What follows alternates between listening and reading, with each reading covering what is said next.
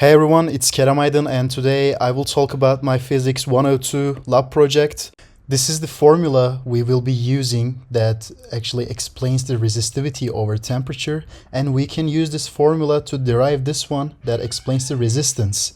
My experiment is about temperature-dependent resistivity analysis, which basically I will talk about the temperature's effect on resistivity. In general, this is how our circuit looks. I want to introduce you the equipments that I will use. This is multimeter, which I will basically use the voltmeter function of it, and this is our DC power supply that I will supply the force, the voltage with this one, and this is our resistor.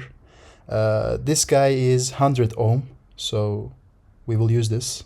This is a digital thermometer, which I will use like this, pointing the laser point to the resistor to measure the temperature.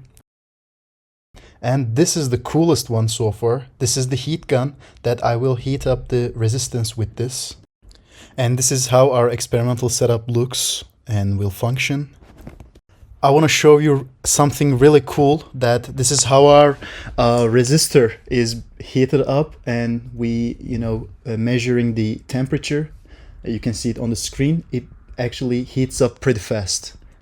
I'm actually trying the procedure here, but in order to explain, as the temperature goes up, the resistance is likely to go up, and also this will actually result in a lower current according to the Ohm's law. With a constant voltage, when the resistor and the resistance is higher, the current will be lower to actually maintain this constant voltage.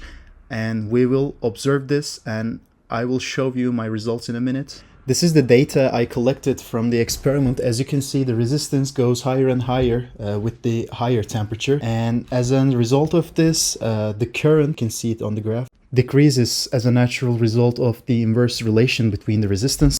This is the difference between the experimental result and the theoretical result of the coefficient, the temperature coefficient of resistivity on copper inductors, which allows us to compare our results and actually come up with an error rate.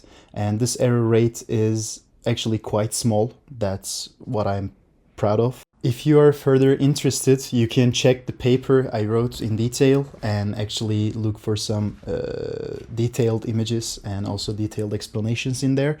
I can honestly say this experiment was completed successfully by showing the precision and realistic outcomes. Thanks for your time. I hope it was worth it.